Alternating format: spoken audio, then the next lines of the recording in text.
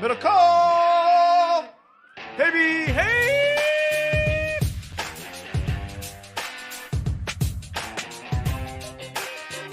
What's up, everybody? Welcome. It is Haberman, a middle call. I'm Guy. That's John. ¿Qué pasó? If you're watching the YouTube, you saw John wave. If you're just listening to the podcast, you heard his Espanol or Los Podcast. Very well done. Los podcasters. Los Podcasters. Podcast team, plural. If you are watching this, hit that like button, subscribe to the YouTube channel. We appreciate that. If you are listening, thank you for listening to the podcast. Hit us with an Apple Podcast 5-star review. Thank you very much. Thank you. One of Maria's friends played soccer at Arizona. She's originally from Colombia, and I think she was a really good player. She played on Colombia's World Cup team in Qatar, and she reposted this video on Instagram recently, and it was like a highlight package from that World Cup. And when they end, they go, "Uno, dos, tres," and then they end it with Colombia. Yeah, Colombia.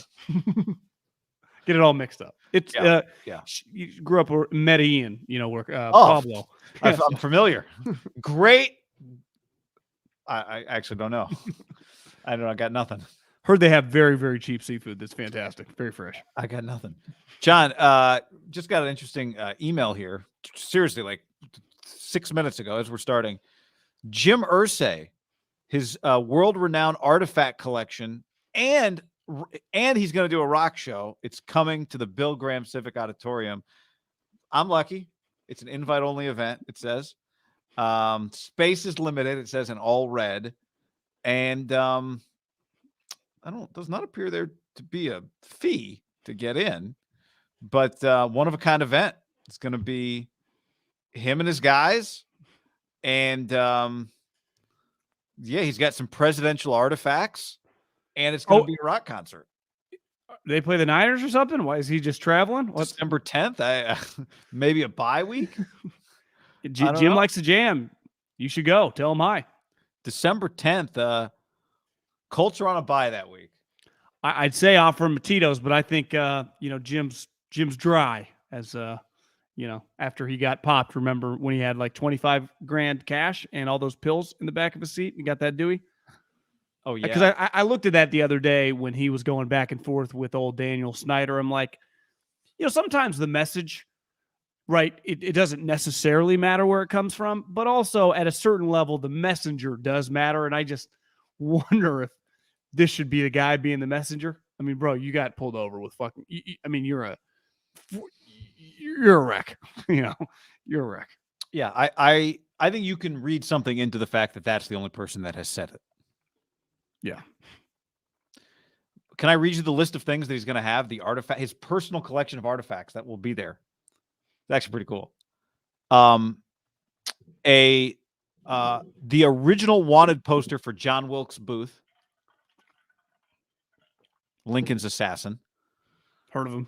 A Jackie Robinson bat, and Paul McCartney's original Hey Jude handwritten studio lyrics. And other historical relics. You're saying he just brings these around with him? Yeah, it's like a tour. You come see the stuff, and then you also get some tunes. You get some tunes. Yeah.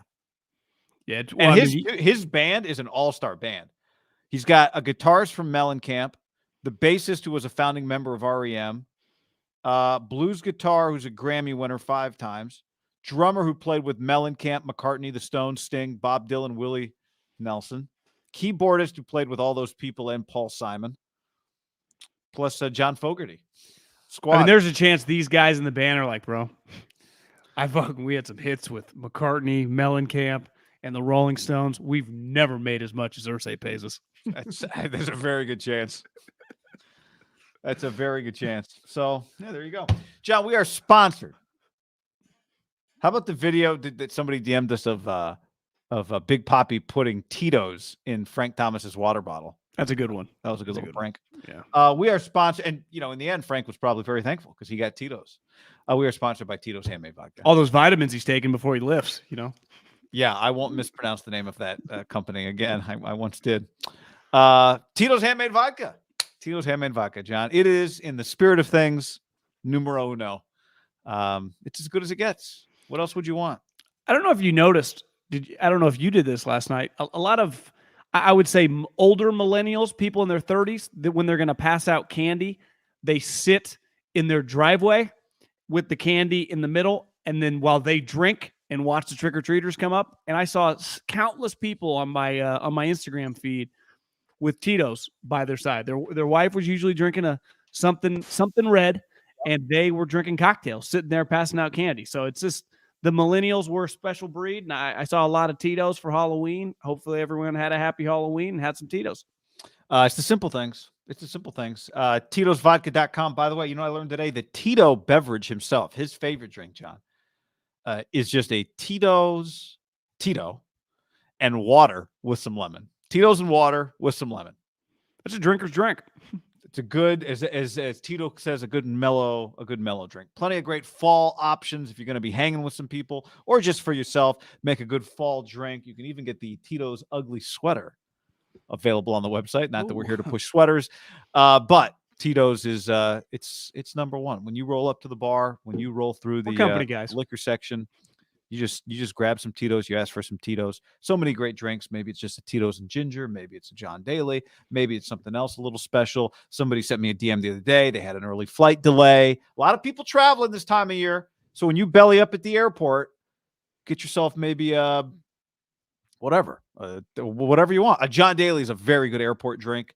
Obviously, there are some morning drinks that go great with Tito's, but the Tito's vodka, handmade. Distilled and bottled in Austin, Texas, 40% alcohol by volume, namely 80 proof. Bloody Mary was the drink I was looking for there. Yeah, it's not for me, but if you like them, you like them. We're also sponsored by Butcherbox.com/ham. Butcherbox.com/ham. Turkey, baby. Time for a turkey. Go to Butcherbox.com/ham. Use the promo code ham. You pick your box, and guess what? You get a free turkey, guy. 10 to 14 pound turkey. Because you know what's right around the corner? Thanksgiving. You know what we do at Thanksgiving? We eat turkeys.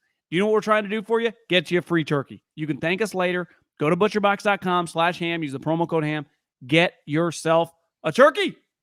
That's right. And there's so many great options at ButcherBox because you're not just getting turkey. You're getting 100% grass-fed beef, free-range organic chicken, pork raised, crate-free, and wild-caught seafood. Oh. You get the ultimate convenience. Okay, just what you want shipped right to your door. Or if you're not exactly sure what you want, they've got curated boxes, or you can go customized, whichever. Free shipping in the continental United States. No surprise fees. Incredible value. So the main course of Thanksgiving, it's stress-free. It's already done.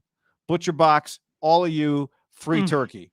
Butcherbox.com/ham, code ham to get a 10 to 14 pound turkey free in your first box. That's Butcherbox.com/ham and code ham to get this deal. Now we're talking, baby. Now we're talking. NFL trade deadline. John, just a quick recap. We can run it down here. Trades. McCaffrey. Wait, the Niners got Christian McCaffrey? Bradley Chubb to the Dolphins. Calvin Ridley, who wants to bet against the Jags, is now a Jag. Roquan Smith to the Ravens. As you said to me, I mean, perfect, right? Feels like a Raven or Steeler, yeah. TJ Hawkinson to the Vikings. I'm not sure that anyone feels like a Viking, but that's a great trade. Chase Claypool to the Bears. Well, out of left field, not going to lie. Yeah. Kadarius Toney to KC. We knew about that one. Robert Quinn to Philly. Naheem Hines, running back Colts, got traded for Zach Moss to Buffalo. James Robinson to the Jets, old news. Chase Edmonds to Denver. That was part of the Bradley Chubb deal. Will Jackson from the football team to the Steelers football team. And obviously Jeff Wilson Jr. So a lot. Jeff Wilson Jr. got traded to the Dolphins. So a lot going on. Zach Moss, the old Utah running back. That's correct. I like that guy a lot in college. I don't think he's had a great NFL career. Yeah. I don't think anyone thought he would have a great NFL career, but I thought he'd be a good NFL player. I think he struggled a little bit. 100%. Thought he'd be solid. Yeah. Thought he'd be solid. So active day. Felt like the old school MLB trade deadline, you know? You know what? I truly believe this. And for a long period of time, coaches because I think they're naturally kind of negative a lot of time in the season, win or lose. It's not really a happy-go-lucky time for position coaches. Their first reaction is going to be, no, like I don't have time to do that. They're kind of just living in the rhythm of the season. And with trades, right, it's not a plug-and-play sport necessarily, though it kind of hit me today. There are like 3 or 4 offenses and defenses now that every team runs, right? It is very throughout the league, and so many teams do similar things. I do wonder, because GMs have always pushed for, GMs would always be down to do a trade to get a sweet guy, but their coach, their head coach, their OC or DC, and then their position coach were like, it's going to be hard. He won't fit this scheme. When I start paying you, I think the lowest NFL coaches make around 7, and then there are countless guys, probably half the league is 10 plus. Every offensive coordinator and defensive coordinator makes 7 figures, and a large percentage of position coaches now make $750 to $950. I mean, they are getting paid an astronomical amount of money. Now, the industry dictates that. In college, you're making a lot, so I get it. I'm not saying they shouldn't make the money. But I do wonder if now the GM has the juice to go to the owner. Like, I want to make this trade. My OC doesn't fucking love it, but coach this guy up. Figure it out. We're paying you $1.9 million to call some plays. I am giving you a sweeter player because I feel very confident saying there were probably a lot of coaches who were like, now I got to deal with this. Now, I saw some quotes from Albert Breer around Christian McCaffrey with Anthony Lynn. He was very bullish on it. What running back coach would complain about getting Christian McCaffrey? That's true, but I just said not all of these were probably met with can't wait to, figure out how to use them. It's just because it is a pain. But for don't a lot you of think coaches. Defensive coaches are more likely to feel that way than offensive coaches? Like, man, give me a guy, man. I'll throw him in there. Right? Yeah. Like Roquan, for sure. Bradley Chubb. Oh, like pass rusher for sure. I mean, if you can't figure out how to use a pass rusher. Yeah. Those DCs are fired up. Right? Robert Quinn. Claypool, the Bears one, that's a little weird. Who knows what's happening there? Hawkinson, no way the Vikings. No way. I mean, Kevin O'Connell might have wanted to do that deal. Who wouldn't want to do that deal? That's a pretty good. I mean, now they got. I don't want to say the Vikings are a prominent threat, but they do got some firepower. Yeah, I saw Orlovsky. I NFL Network did a little coverage, and then they flipped back to the Monday night game between the Bengals and the Browns because that one needed to be replayed. And so I flipped over to ESPN. NFL Live was on, and Orlovsky was saying, I played in this offense. The tight end in this offense can really be special. The Kevin O'Connell offense, and his thing was just like, I think they're a pretty complete team. Like, there's not really a major weakness with them. Well, they do have one major weakness. Their quarterback crumbles usually. Bright lights. Yeah, but I mean, his I would say even he is his floor is pretty high. Now you're right. In the playoffs, it becomes a different thing. Yeah, but better. He's won a playoff game. He's not. You're right. I mean, I'm talking about him like he's Derek Carr or something. He's maintained and sustained a pretty damn good career. Did you see? This was earlier in the season. I forget who it was. It's like Ben Lieber or whoever there, like Tim Ryan is for the Vikings. Might be Ben. Maybe a local radio guy also said something about like, one thing that clearly internally they're saying is like Kirk's very excited to have a positive influence. Like him and Zimmer hated each other. He knew Zimmer hated him.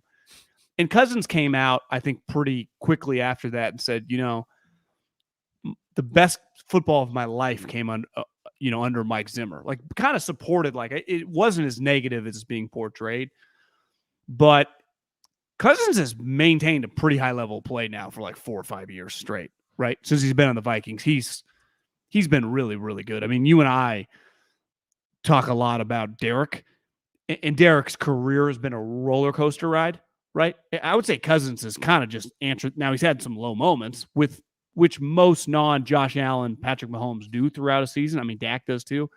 But you kind of can chalk him up if your defense is just solid and you stay healthy on your skill guys. Like, you're going to win 10-plus games, and he's going to what his stats are going to be, right? Yeah, what's funny is, like, you may think this is crazy. If you told me, all right, you got a playoff team. Their first round bye, they're playing in the second round. You just go get it. you can drop one quarterback into that team, Carr or Cousins. I think I'd lean Carr. I know right now it's not the time. Adam Shine was on one yesterday. Shout out to Adam, who listens to the podcast because he DM'd me the other day. But just because that level, there are some qualities that he has that might play better in the postseason. Kirk's been bad in the postseason. Not that Derek's had much. I was DMing with a little last night too. I was distracted, so I couldn't get in depth. But I listen to Adam sometimes if I'm in my car. Mad Dog Radio, he's on early. I think he's on from like 6 to 9 a.m. On Channel 82 on Sirius. He's not just a big Raiders proponent and supporter. I think Derek's been a pretty consistent guest on his show over the years, and he supported him. And I think he realized when you just put all your chips in the middle of the table on those Vegas Raiders and just the Raider brand, their history speaks for itself. Are you saying you think that Shine has learned a hard lesson here? I think he's learned a tough lesson. Yeah. Now, listen, I don't think you could make the argument over the last 3 or 4 years that Derek Carr is a better player than Kirk Cousins. I'm not making that argument because Kirk's seasons are really good, right? Kirk's seasons are better than certainly we've gone back and forth on Garoppolo. Derek had one of his best seasons ever, guy, and he spiked the ball on first down last year on the 9-yard line. No, I'm not. We've had the Garoppolo spiked the ball, guy, and multiple throws did not cross the end zone. I'm not saying he's had better seasons. That's not what I'm saying. No, I'm just talking about his biggest moment of his career. Yeah. I know. Under 20 seconds, ball's not crossing the end line. This is not week 4. This is the playoffs. Carr, Cousins, or Garoppolo postseason run? What's going on over there? I don't know. A little bright. Why did it get so bright all of a sudden on Middlecoff? The sun is shining. Here, let me. Your browser lost connection to your camera. I'm not dead yet. We've got audio. This is like communication there with Apollo 13 when they went around the other side of the moon. This will be edited out of the podcast, if I remember. While John is actually it won't, whatever. While John is looking, Kirk Cousins this year, 11 touchdowns, 5 interceptions. Can you hear me? Yeah, I can hear you. He's had can't see you. Had back-to-back 30 touchdown seasons, 33 last year, and 7 picks, which is, if I told you your quarterback gets 33 touchdowns and 7 interceptions, what's the minimum number of games you think you would win with that? Like, how do you not win 10 games with 33 touchdowns and 7 picks? The Vikings went 8-8 with Kirk Cousins as a starter in 2021 and 8-9 overall because they lost him for a game. That's terrible. Let me change my camera. I don't know what's going on right now. Did you hit a wire? Did you hit something loose? It should be good. Should be good to go here. Maybe a little unplug and there we go. I think you're on your computer. I am now. Yeah. Let me. I see what happened.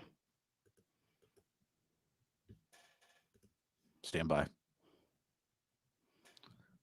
What has this been? 16 minutes in? Okay, fine. We'll take this out of the podcast. Stand by. We'll just have to change the camera on this one. Fine. Yeah. Oh, that's not the right camera you're saying. Yeah, whatever. 1 second. Let me adjust.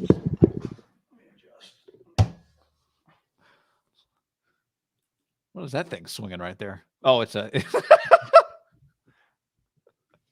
just these little things. Yeah. I have to tuck these in when I eat. I don't know about you. I tuck them like a chain before a fight. I was like, I'm about to go to war. Let's put these bad boys away. You good? You never know with technology, man. I just adapt on the fly. Yeah. I don't know if you heard the stat. Last year they went 8-8 with Kirk Cousins throwing 33 touchdowns and 7 picks.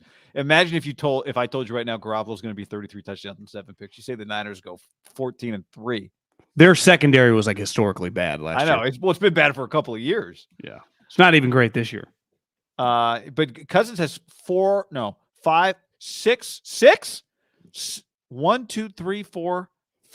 out of 7 years he's gone over 4,000 yards. Pretty wild. So yeah, I have come to a good place with Kirk. I'm not a Kirk hater. anyway, I don't know how we get on that topic, but they're good. I mean, here's the thing about the TJ Hawkinson trade. Not that we're not going to break all these trades down one by one. We'll get to Jeff Wilson Jr. here in a second.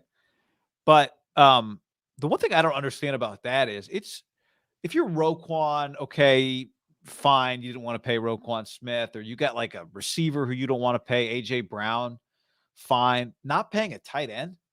What would it really cost you to make TJ Hawkinson one of the highest paid players, non-quarterback on your offense? I mean, non-quarterback and offensive line on your offense. Well, I don't understand. What's it going to cost? Andy's under contract next year with his 5th-year option. You know what his 5th-year option is? $9 million. Like, I don't get it. For a second and a fourth? They're the Lions, man. Couldn't get him a second. I thought it was a second and a third. Second and a third, yeah. Sent a fourth with him for a second and a third. You must really not like him to send. I understand that you're not even close to what they are, but that's usually don't do in-division mid-season trades with one of your better players, right? That's a little bizarre. Very weird. At that position, at the position where the production you get exceeds the cost. Unless they think they're not going to be good for 3 more years, right? Could be that. Like, guys, they got a ways to go, guy. Campbell's like, we are close. We could easily be 7-1. 7 plays go our way. He said that. Coaches think like, I mean, people think like that, right? I'd say they're about minimum 15 from being 5-3. Well, yeah, but the truth is, like, winning teams make winning plays, losing teams don't, and they don't. No.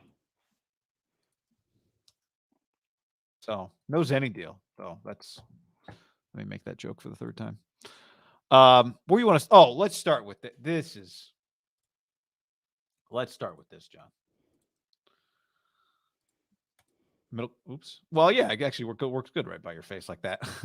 Trey Lance trade was the key component in the Dolphins landing Jalen Waddle, Tyreek Hill, and Bradley Chubb in an 18-month span. Here's the breakdown from Breer. The Dolphins packaged the first rounder they got from Lance in 21 for Jalen Waddle. In 22, that first rounder went for Tyreek Hill. And in 23, that first rounder was part of the Bradley Chubb deal. I'll add one more thing to that. The 21 pick that they used to move up for Waddle, they traded the 12th pick, which was Micah Parsons? Yes, correct. So superstars attached to that trade. Yeah. I listen. No one's saying that we know all the information to this, but here's what we know for a fact. Like, this is not arguable. It's a 100% fact. Even if they did not have a quarterback, that Trey Lance would not get traded straight up for any of those 3 players. They would not. Jalen Waddle is, have you watched that guy? Holy shit, he's good. Tyreek looks exactly like Tyreek's looked. And Bradley Chubb just, went for a late first-round pick. And I wouldn't say he's a star pass rusher, but the Broncos would not have made the trade even if they didn't have a quarterback straight up for Trey Lance, right?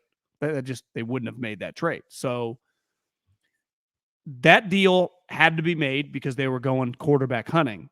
But given what that netted, specifically the Dolphins, is pretty fucking nuts. I mean, they're two best players on offense by a mile. I mean, Jalen Waddle and Tyreek Hill are 2 of the better offensive players in the NFL. And then it nets them by far the best pass rusher who was available. Now they got to pay Bradley Chubb.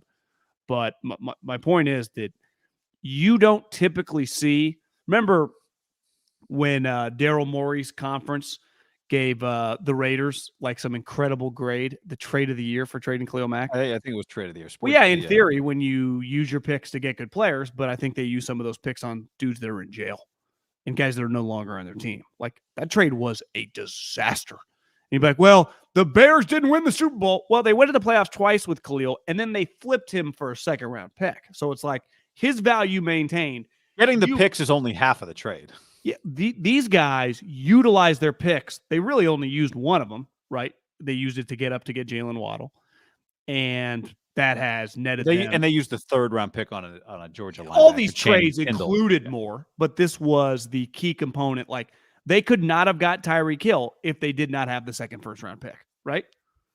Like they're not getting Tyreek Hill without that pick. They're not getting Bradley Chubb today without that pick. So I would say that is as good.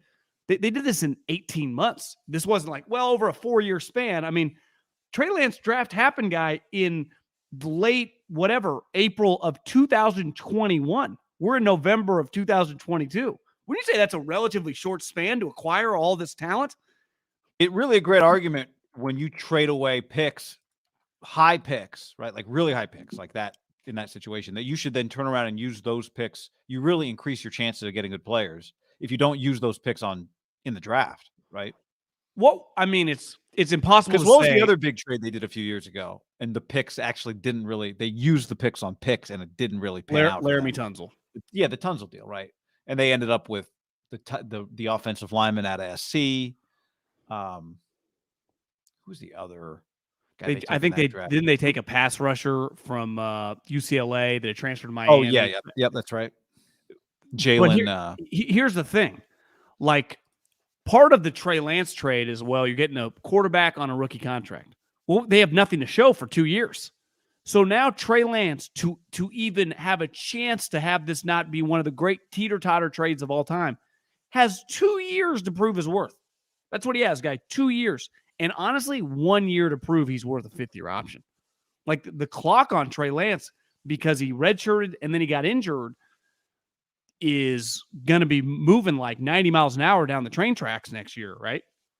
Like your time to figure this out is not you have a contract. Like you're not picking up a fifth-year option if he's bad next year or even average. You don't do that with a quarterback. It takes too much of your salary cap. So this is the Miami Dolphins. As we sit here today, are winning that trade in a fucking landslide, and the pressure on Trey, regardless of this trade, was already be enormous. However this plays out, but I think you always get when you're part of a big trade.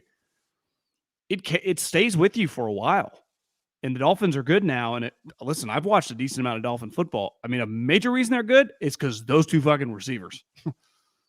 I mean, Tyreek has added an element to their team that has taken them to another level. Yeah.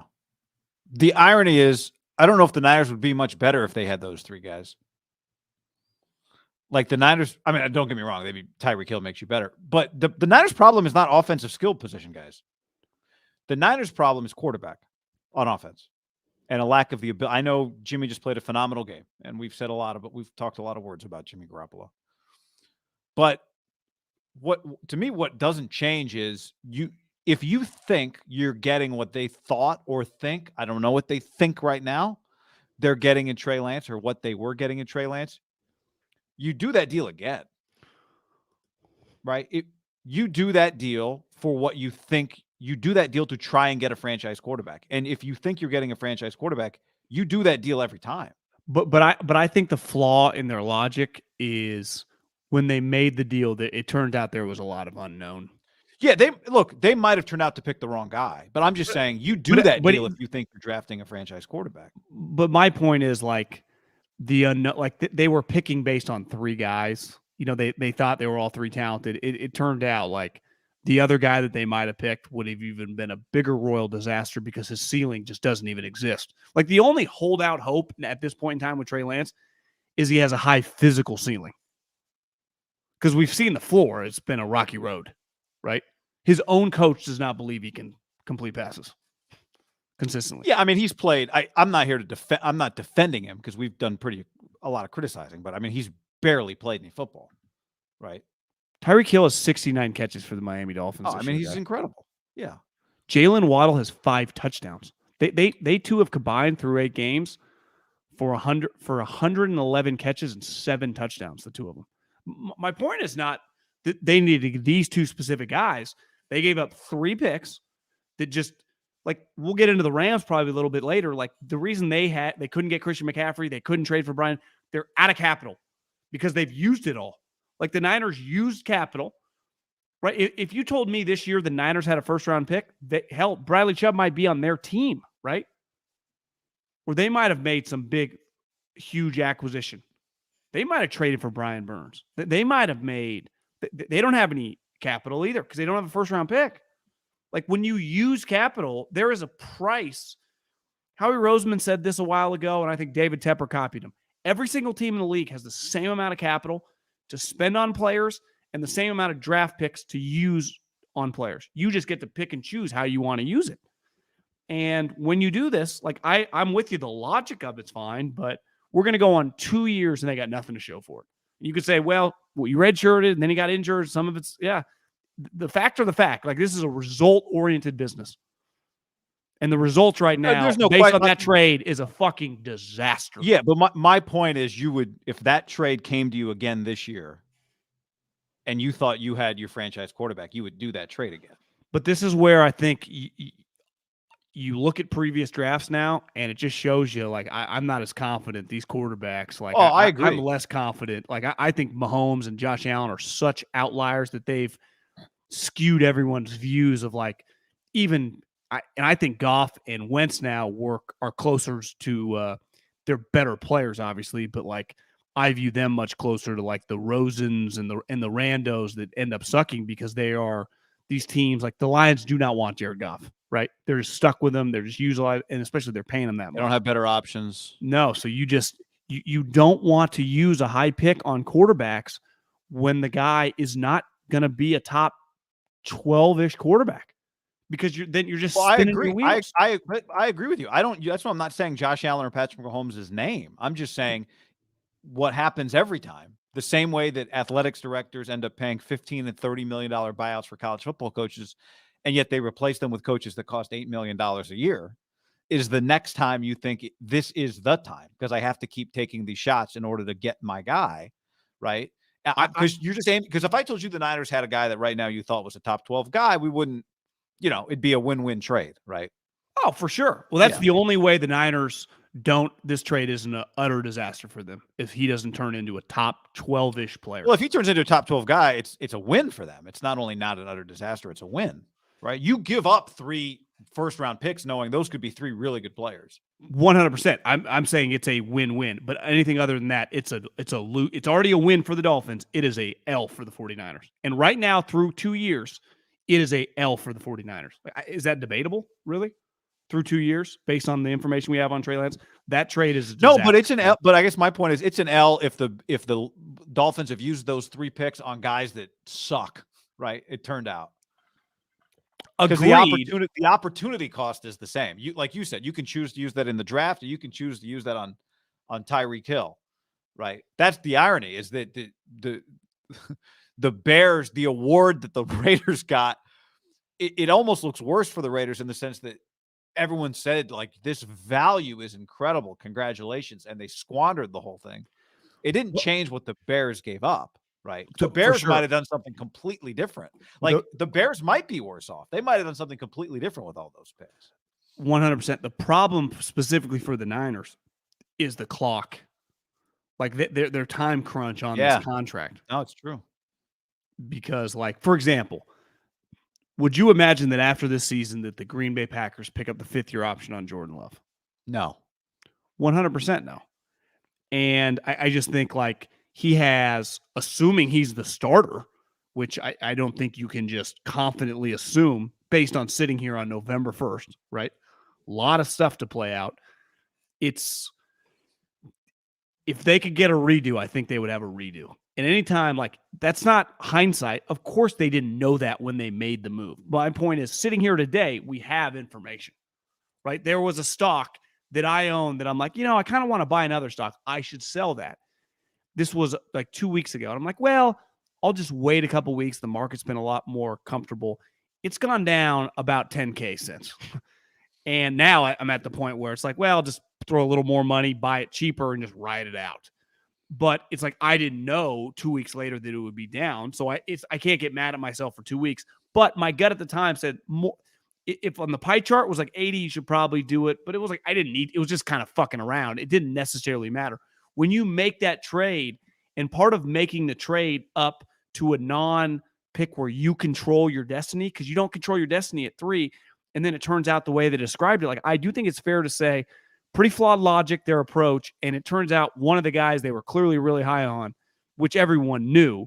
And this is why, like, sometimes the public is just right. would have been like if Kyle potentially would have gotten his way, or who knows how it exactly played out, would have been one of the worst picks in the history of the league. Right, if they would have taken Mac Jones. Yeah. But they didn't. Just like they didn't not trade for Trey Lance, right? They also But I think it speaks to the logic, like it was between the two guys, and they're just they were betting on this other guy that they could coach up and figure out, which it turned out to be kind of a flawed premise too, because like why doesn't Jonathan Kuminga get more minutes? Because the Warriors are trying to win titles. Right? It's just they don't get to be the Orlando Magic. Why can't Trey Lance just figure it out and lose? Because they're not into losing games. Like it ain't gonna be cool. And what's gonna change next year? Right? It's not like they're just gonna be like cool with him just figure it out on the fly. Like it's gonna be the same fucking thing. It's gonna be the same thing. Now maybe mentally he's taking another step because he's got to sit back, but there's gonna be no like, yeah, we'll just let him figure it out. It's just not gonna fly. Well, they might not have a choice though next year, right? Somebody might pay Jimmy Garoppolo more money than they're able to pay him. So what do? Well, the Vikings aren't trading them Kirk Cousins, right? I mean, they may not. They like this year. They lucked into a choice because Jimmy was getting surgery. A choice that wouldn't have been there for them. But isn't it clear they would 100% sign some veteran quarterback, whether it be a Nick Foles, if Matt Ryan, they would. Those guys might not, like Trey might be better than those, like might give them a better chance to win than those guys do, right? 100%. But my point is they won't roll into the season with just like Trey Lance and Brock Purdy, right? I doubt it. Yeah. But it doesn't mean that Trey isn't going to be their starting quarterback. And it doesn't mean that it doesn't give them a better chance to win than those other guys. Now, I do agree. If they could do it over, they would just go, hey, it turns out we're just winning games with Jimmy. Jimmy Garoppolo would just be their quarterback right now. Again, right? Yeah. And you just sign, a Nick Foles like backup was what they would do, right? They would just have insurance for Jimmy Garoppolo and use those picks if they could redo it. This is not hindsight, like I'm saying, though. This is just based on we have information now. People always get mad, like in sports, like, well, you said, well, yeah, then things changed, right? I mean, it's like you had an opinion. And then like a year later, we watched the season, or like 3 weeks later, we watched things play out. Sure. So like, it doesn't make the prediction not wrong anymore, though. Well, yeah, but it's like, well, Howie Roseman thought Jalen Reagor was going to be a really good player. Then a couple years later, he realized he wasn't, and he pivoted and he got rid of him. Like, don't good GMs like we love this guy, and then a couple years later, we realized we were right. Like it's no different than having like you do the same on draft picks. Like how many guys did Mel Kiper or whoever? Any fan, if you just watch a team, like, I love this guy. I thought he'd be a really good player. And for whatever reason, and if you not around the team every day, you don't know specifically why isn't Zach Moss became a good player? There's got to be some sort of reason. I bet if you ask Sean McDermott, if you ask Brian Daboll, and you ask Ken Dorsey, they could describe it pretty well. Well, he lacks these two things that are a killer, that we love the guy. Great guy, tries. He just, he's just I don't know, whatever the specific thing is, but you don't know that on draft times, right? We thought we could improve his accuracy. We thought he'd be faster. We thought whatever. It's part of the draft. It's part of why all these picks, and that's why beside Jalen Waddle, what does Bradley Chubb and Tyreek Hill have in common? They went baseball style. They just traded prospects for fucking real things, right? Yeah, not even prospects, right? Like complete unknowns. We don't even know who it is. Wouldn't you say a first-round pick is the equivalent of like sweet prospects in the NFL? Yeah, but what's interesting, they did the trade November 1, right? Like they don't even know exactly where the pick's going to be. Who? Well, the team that receives the pick or the team that trades the pick. Yeah. You don't know what a 2024 first rounder is, right?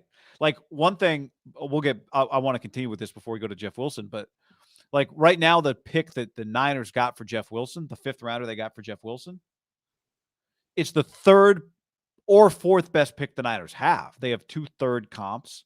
They have their 5th, and they have Miami's 5th.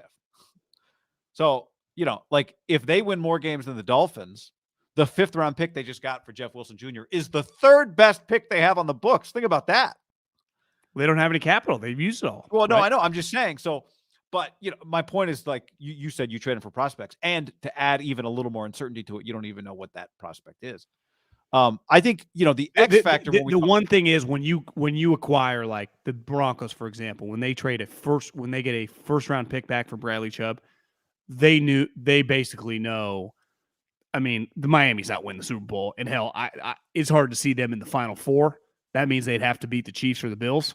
So you go, I would say that's somewhere probably between 19 and 25. Like Yeah. you do have a pretty good idea Understood. on But that. I'm just saying it's different than when you make the trade 2 weeks before the draft or the day of the draft. Yeah, And you know it's where the not players are, where the True. slots are. I think the X factor in all of this, what's really hard to know is what does Kyle Shanahan believe about Trey Lance, and what decisions will he make based on that belief, right? About next year. The sunk cost fallacy, because you've spent money and invested money into something, you then spend more time trying to get that thing to work.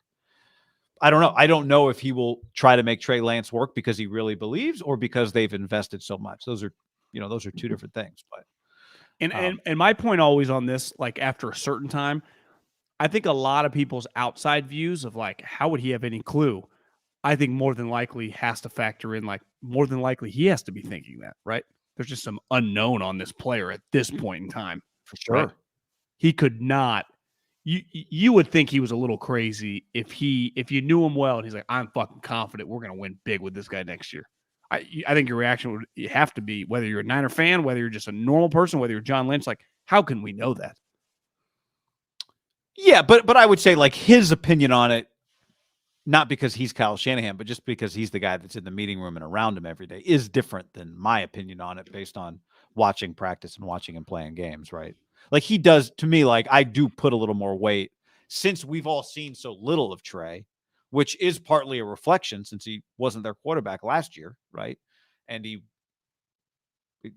Jimmy Garoppolo came back this year, which is some indication of Trey. Maybe not. Maybe they just knew we're going to run him 18 times a game and that could get him hurt and we need Jimmy around.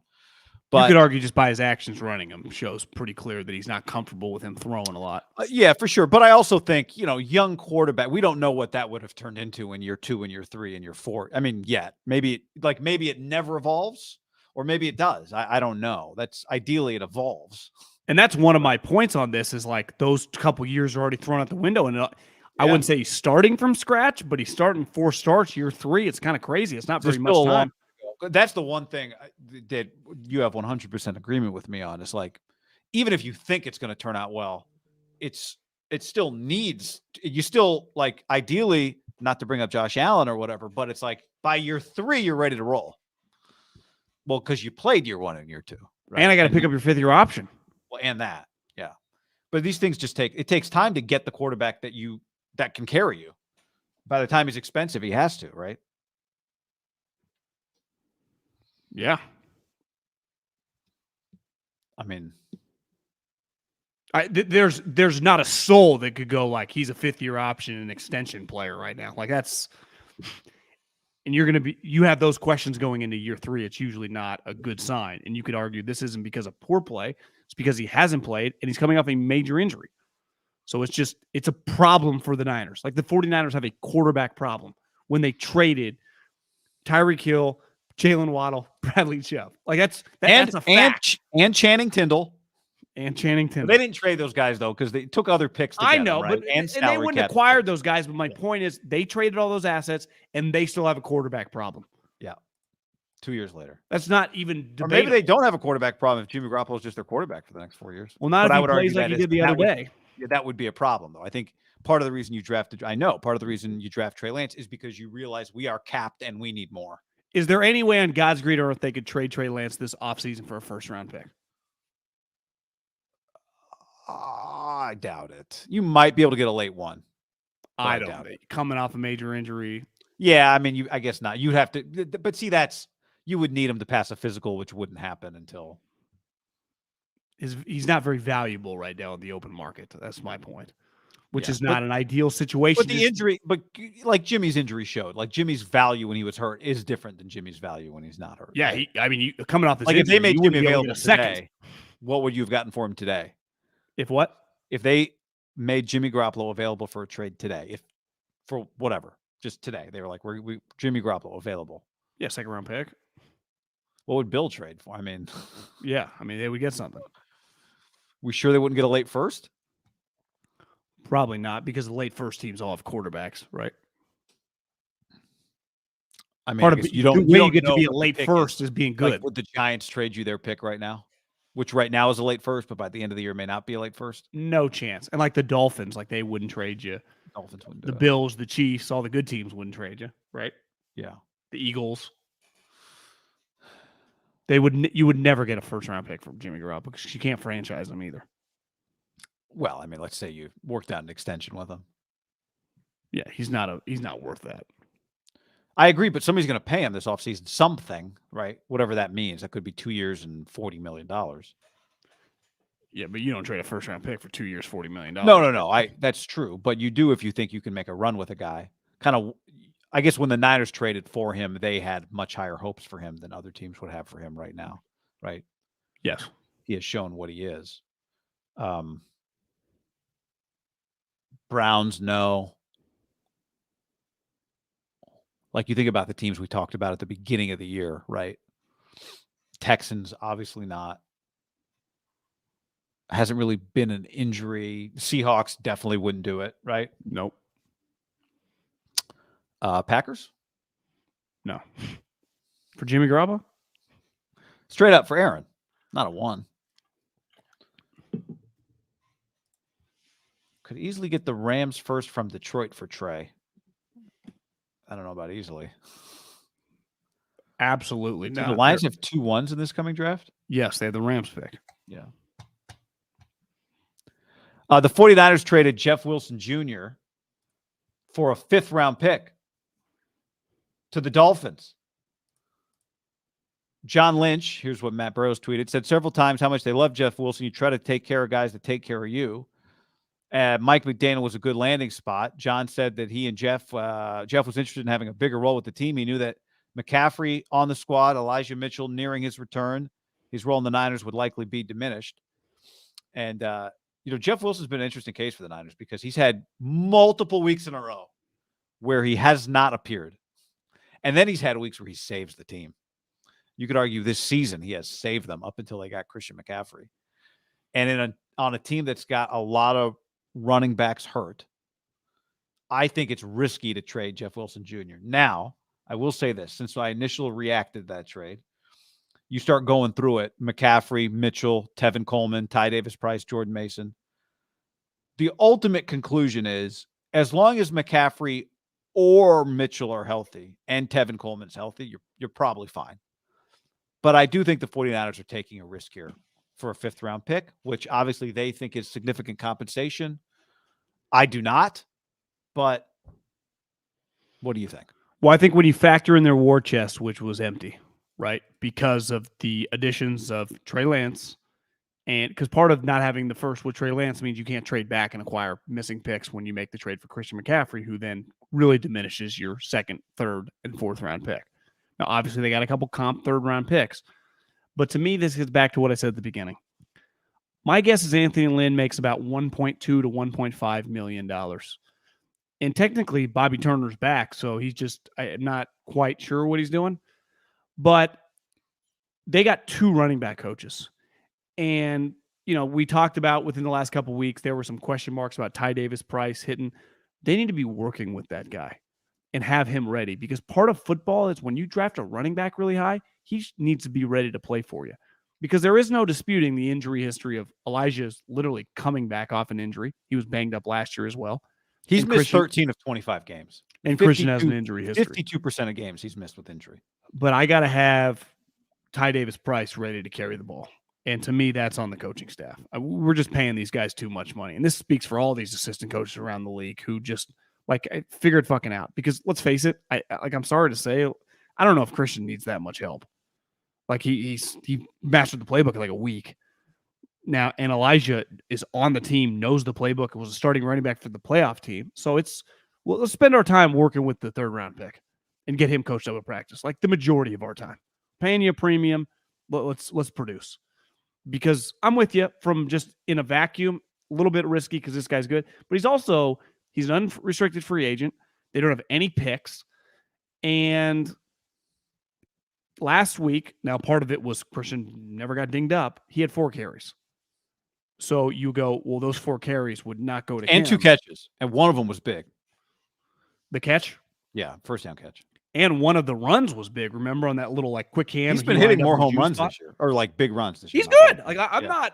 Jeff Wilson's a good, productive role player in the NFL, but I can't turn down a guy who got up the scrap heap for a 5th round pick when I don't have any picks, when I just traded a haul, and I've invested in the youth. Like I'm putting some of this on the coaching staff. I mean, that's great in theory. That's great in theory. If Jeff Wilson Jr. is gone and Elijah Mitchell gets hurt and Tevin Coleman's hurt, and you're like, Kyle Shanahan can't sit up there going, well, I'm paying Anthony Lynn a bunch of money, so Ty Davis Price better show up. Well, if right now they think Kyle too, I'm including Kyle in this too. I understand, but my point is like, if those guys aren't good enough right now, I'm not calling up Anthony Lynn, be like, hey, Anthony, time to get to work, bud. If they're not good enough right now, then they're not good enough right now. Now, somebody just said in our comments that Schefter said on ESPN that the Niners believe in Jordan Mason. Great. If they believe in him already, great. But if your bet is, Anthony, I'm paying you money, so you better make these guys better halfway through the season, then that's great in theory, but your money's already spent on Anthony Lynn's contract, right? No, my bet is on I'm paying my coaches a lot of money because I think they're good at their job. Like players improve throughout the season. Well, they better be good. There's a chance they need to be good enough right now. Right? Not right now, but like soon, because Elijah Mitchell, as you said to me, this probably indicates that Elijah Mitchell's going to be back. Hey man, Elijah Mitchell and Christian McCaffrey healthy, one of the best running back rooms in the league. Look out. But if one of them gets hurt, okay, Tevin Coleman coming back for practice squad, we good. I've just seen the Niners every year under Kyle Shanahan get to their 5th running back in like 3 weeks. And sometimes now it's possible Jeff Wilson Jr. is just going to rot on the vine and would leave as a free agent, and you got nothing for him. And man, well, he would, right? He would not be back on this team next year. Yeah, he wouldn't be back. Well, I guess. I mean, if the Niners have drafted 3rd round running backs before and had them gone the next year, they just did it this year, right? Yeah. So yeah, Ty Davis. Eventually, that's got to stop. Correct? Yeah. Yes, you're right. It's bad business to keep Jeff Wilson over Ty Davis Price. But specifically, I would say Ty Davis Price, the universally around the NFL, just you and I, people, if you just bring up the two guys, Trey Sermon and Ty Davis Price, it feels like Ty Davis Price was a much better prospect coming into the league. Yeah. Now, it felt young like players, everyone hard. Went, whoa, Trey Sermon there? Yeah, it felt crazy. Ty Davis Price did not. Like, you need those guys to improve and be ready sooner than later. And ideally this year, he won't even matter. But I'm not disputing, like you said, they are one of those pitch plays away from the dude like, oh my God, who's down? And it being 23 or I don't even know what number Elijah Mitchell's 25. Well, I haven't seen him since week 1 because he's had a torn MCL. I do too. Luckily, I don't play in the NFL and I've been able to power through. But hero, I'm with you. I don't think it's risky because you also, part of running a football operation, if you're Kyle and John, is balancing. Like, they made a huge home run swing on Christian McCaffrey. And once you do that, like, I'm sorry, you're kind of like, you're in the boat with that. Yeah, no, that is a fair point. Like, I think one of the counters to my point is a 46-man roster is not big.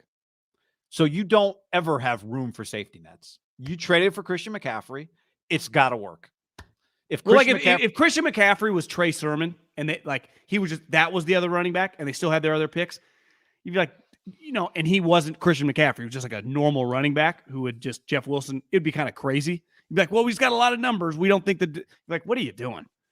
Once you make that trade, I would imagine, you don't want to like live in the moment, but Sunday had to impact it a little bit. Right? Yeah. And you also like, I think the other counter to me, and you're kind of saying this, is like, if McCaffrey and Mitchell get hurt and then you wish you had Jeff Wilson Jr., well, shit, that's a bust, right? That's a bust. Well, because this trade wasn't like most of the trades today, right? Like the Chiefs got Tony because the Giants hated Tony. Clearly they got Chase Claypool traded because the fucking Mike Tomlin couldn't stand the guy anymore. They've been trying to trade him for a while. Yeah, Bradley Chubb is like, they don't have a first-round pick. They clearly weren't comfortable with re-signing him. The Russell Wilson money is going to kick in. They don't have enough space to pay everybody. Like, this one was strictly like, I think the 49ers would be the first to tell you, like, yeah, we understand there's some risk involved in this, but this is the first move. We're going the other way, right? Because they've been so consistently going all in on the boat in the near term, and not fifth-round pick's a fifth-round pick, whatever. But when you factor in, they don't have a first, second, third, or fourth. I know they have 2 third-comp picks, but they've literally traded a first-round pick, a second-round pick, a third-round pick, and that's very, very Rams-like, which I think makes them a little uncomfortable. Yeah, The Rams are not uncomfortable with it at all. I think the Niners, this is not their MO. No, it's not. And in an ideal world, you trade players and you get players. You trade picks and you get picks, right? So in an ideal world, you get a player and you also get some picks back, and you can do both things at once, be all in on a season while also, looking out for your future, right? That's the ideal. So there is a very good chance it works out for them. Fine. That, like I said, you don't need. I mean, you need McCaffrey healthy.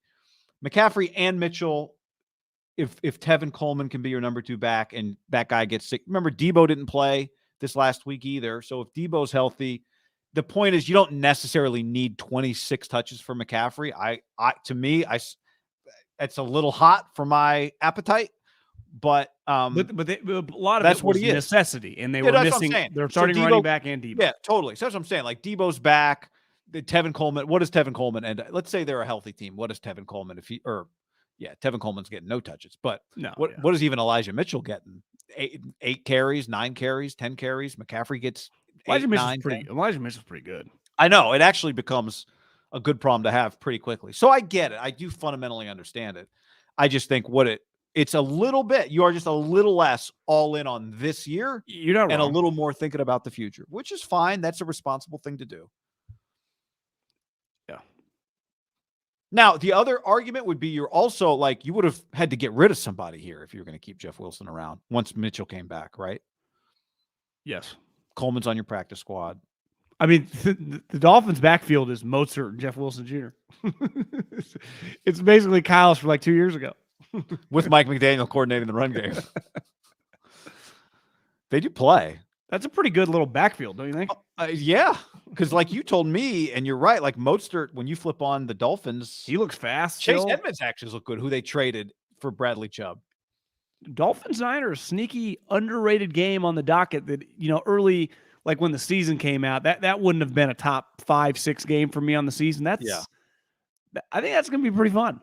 Week 13. Let's see. Bye Chargers, Cardinals, Saints, Dolphins. Don't love the Lenore, Ambry Thomas, some random guys on Tyreek and Jalen. That's rough combo there. I'm with you. I've watched a fair amount of Dolphins. It is it'll be a good Jimmy Garoppolo arm strength kind of test game. See Jimmy next to Tua. That'll be a fun little Dolphins O line kind of questionable. That's a big Bosa.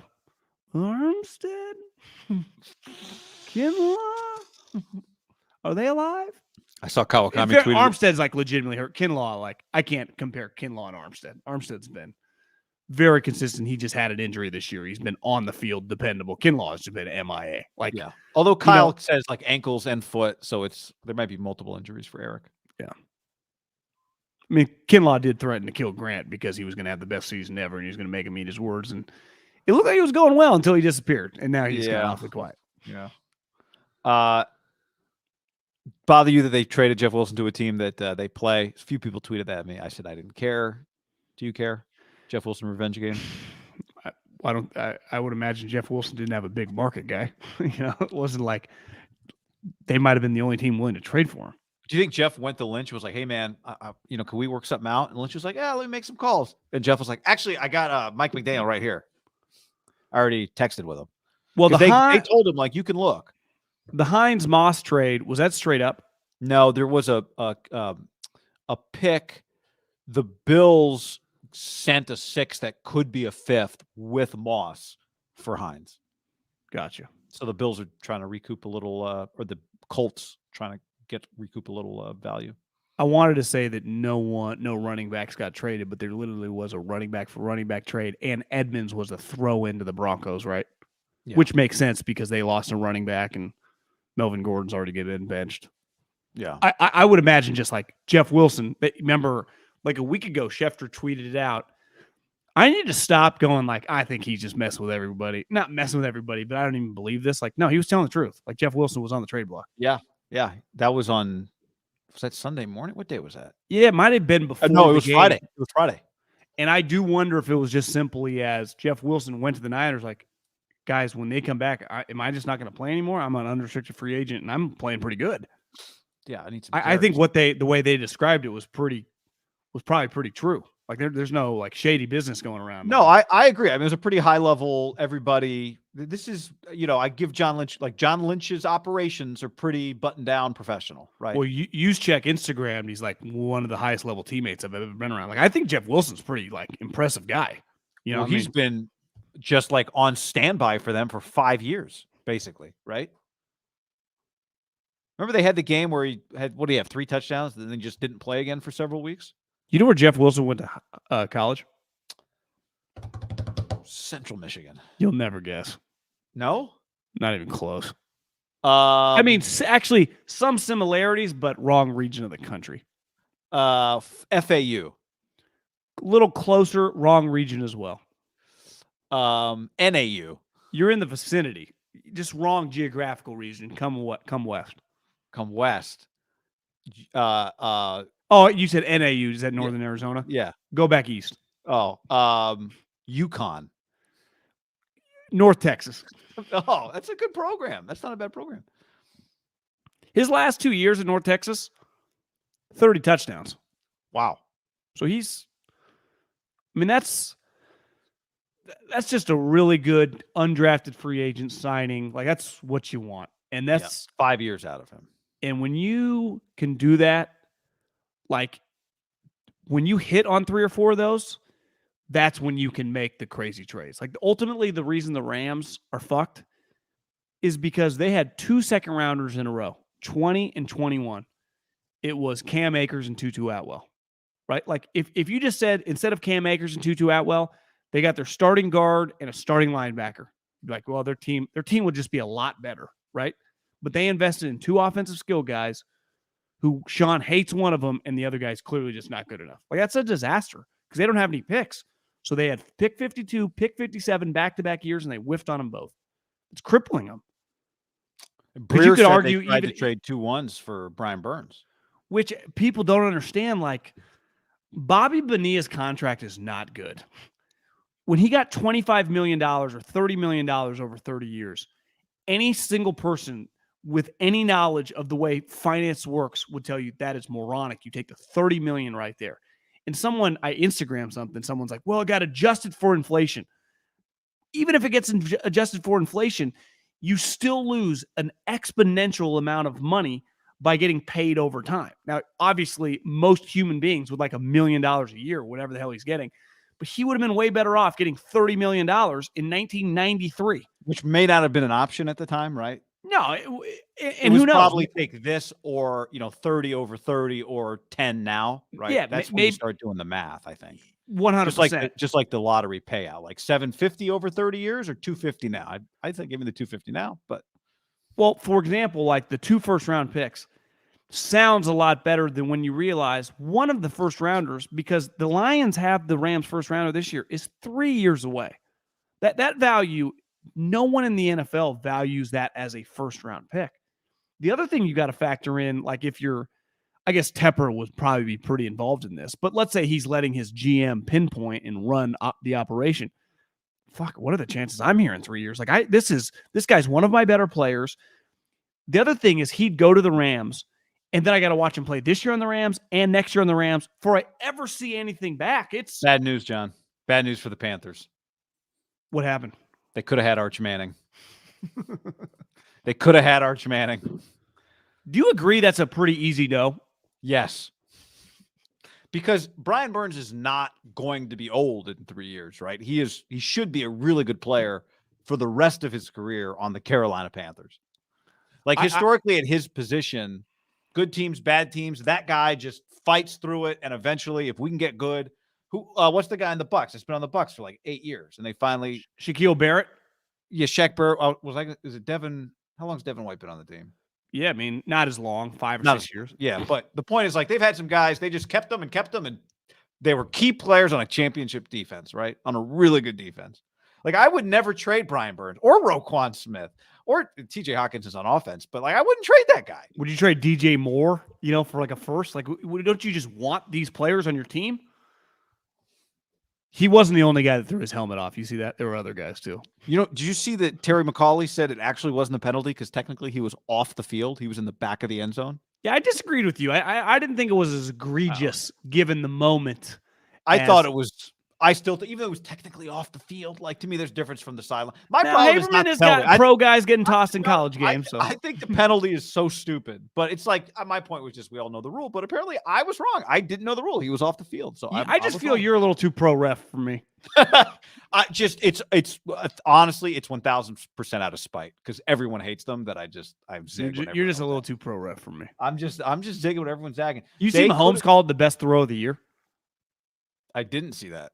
And I saw a lot of other people because I didn't really watch it, and you realize he rolls to his left, stops, throws kind of against his body, not only hits him in stride, like he has to release two dudes. It was. Well, I looked. I think it was like 63 air yards on the throw. Are the Niners lucky they didn't have to face that little guy? TJ Walker? Yes. Clearly yes, better than are. the other guy. Yes, they are lucky. But to your point, the Panthers said, fuck them picks to the Rams, basically. And, the Rams, it's kind of the whole thing working long-term is a little dependent on the few picks they have hitting. When I saw that Breer said that, it did make me wonder. And there's been plenty of smoke around whether or not McVay will sooner rather than later go to television. Now, there's got to be a spot for him. But it did make me wonder. Like, are these guys, is he specifically just not even thinking about life 3 years from now as the coach of the Rams? Maybe he will be the coach of the Rams. He's a year-to-year employee, and they're paying $15 million? Someone's like, I know everyone made a big deal when Brady signed up to be an analyst next year, but no one knows if now Greg Olson's fantastic. I wouldn't, I think Greg Olson's really good, but who knows? Who knows what the future is going to bring for Sean McVay? I mean, did that not cross your mind? Do you expect to see Tom Brady with Burkhardt calling Niners Rams or Niners Packers week 1? I said when it happened, I don't really know what to make of that. But then since then, Greg Olson's become like everyone really seems to enjoy Greg Olson. He's Tom Brady. Well, I know, but is Tom really going to be in the booth next year? Well, he's got free time now. He's single. He wants to travel the world. Is he really not going to be playing football next year? He's doing all this. Yeah, I think he's done. He already retired once, so I'm not saying it's not likely. I'm just saying. There's just a lot of X factors out there. He dressed up last night for Halloween. I saw he did some charity work the other day. Yeah, he's fucking living his life. How about I texted somebody who he's got a podcast? Who? Tom? You mean Let's Go or something else? Yeah, Let's Go. Yeah. Oh yeah. With Jim Gray and Larry Fitzgerald. Yeah. I texted a buddy the other day. I'm like, who would know? And I said, is that the guy they always show on the Burkhardt Greg Olson broadcast? Is that Greg Olson's brother? Because he just looks like him. You know what I'm talking about? No. They always go into the booth during that broadcast, and there's a guy sitting next to Greg. Kind of blonde. Yeah. Okay. I know. He's got like a bun. Who's got like long hair and a bun, and he's just doing stats. And my buddy's like, yeah, he was like a 4-star quarterback recruit. He went to like Pitt UCLA? No, I think he went to. I don't think it was UCLA. Not that old. Different Olson. Oh, okay. We saw that Olson playing golf that one day at the Cow Club, right? Yeah. Feldy said he's like a +4. Or well, we saw Kevin, maybe? Is this? Yeah, I don't know, but anyway, I don't know his brother's name, but he was he was like a major college football recruit, which I didn't know. Quarterback. Well, I mean, obviously, Greg, went to the U in the U's heyday, so probably recruited in 01 and 02. Remember, he had the rap song. So they got a talented family guy. They got a very, very talented. Let's see if I can find his brother, personal life. His brother played University of Virginia. Oh, Virginia. Okay. Chris Jr. Chris Jr. Yep. His other brother, Kevin, went to the U, but had some incidents, doesn't say specifically what they were, his freshman year and sophomore year, and was dismissed. Oh.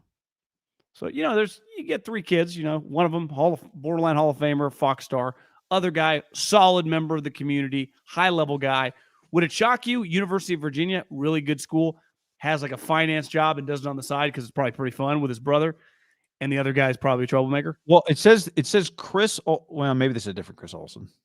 Joined Chris the Jr. Falcons staff.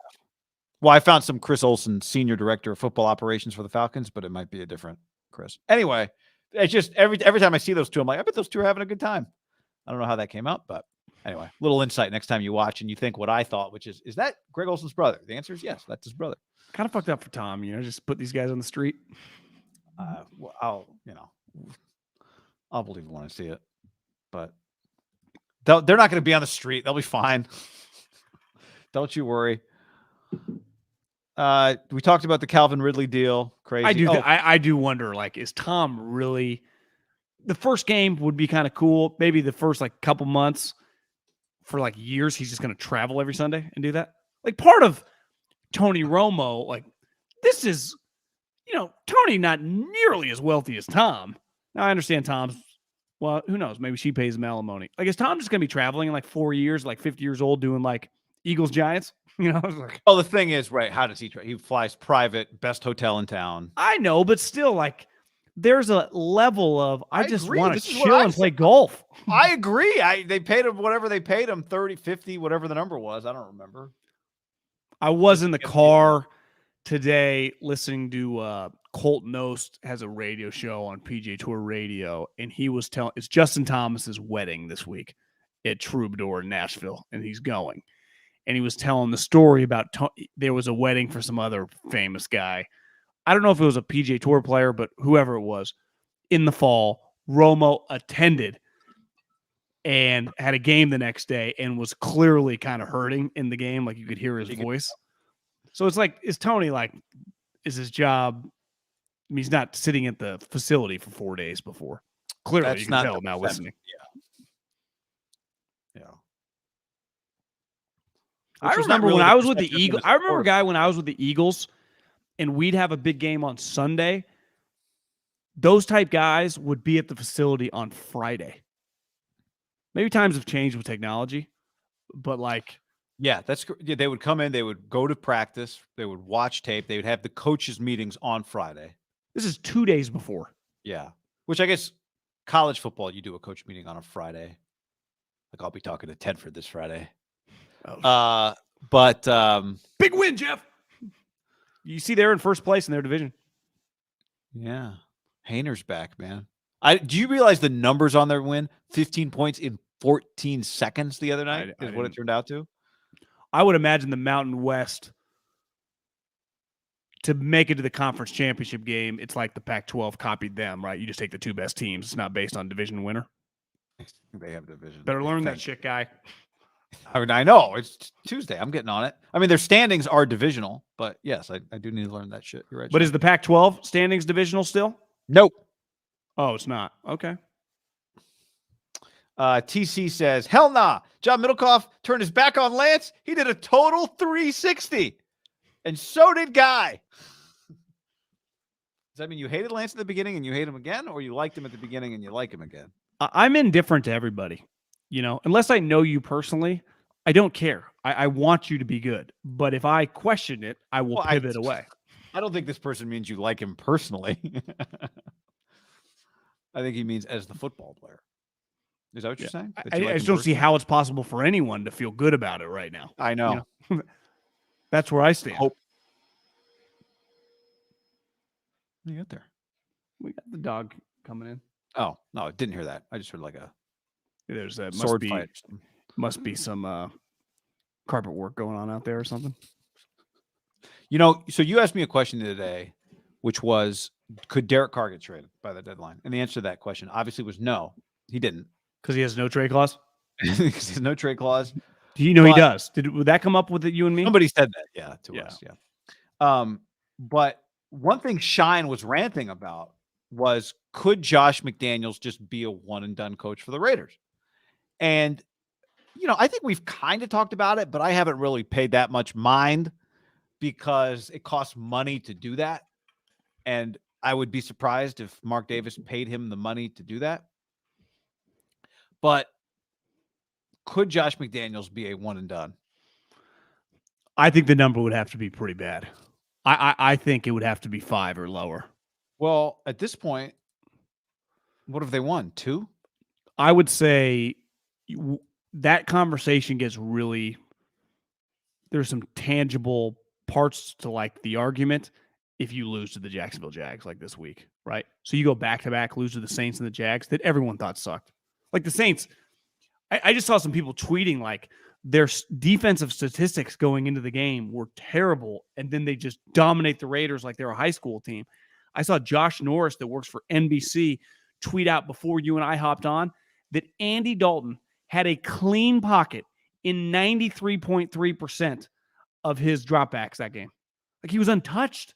Their team is just terrible. Like it was, if they keep just being kind of gutless, because early on, a lot of people were defending him like, well, the eye test is not as bad as the result. And I think there was some validity to that, right? Like the Chiefs game. That was not a bad loss. At Kansas City, Monday night, that was not a bad loss. 1-point game. I think Arizona was a pretty shitty loss. Up 20-0 against gutless Kyler for him to come back. And I understand. At home. Like I don't underrate things happening at home. The following week against the Titans, I'm pretty sure they did not have a point early in the first. I don't think they scored in the first half, or they definitely were down like 17-3 and had to come back to even make it a game. Because remember, you and I were texting when Derek's leading them on the 2-point drive and he scores, but then they don't get the 2-point conversion. But when you're in situations like that, you're in situations like that because you're trailing, and they had been trailing the whole game. So, yeah, I think you do have to factor in that the team showed last year they had a good core. The quarterback was solid. And then they added Devontae Adams. It's like, it's hard to suck as bad as they suck with their roster, I think. Added Devontae Adams, hired kind of a coach that everybody thought was an automatic. No, I shouldn't say everybody thought that. That it felt like the Raiders were saying, okay, we're going to go big. We're going to do this right. And then it's failing immediately. I do wonder. I mean, I guess it's been a little while now, but right. He did spurn the Colts.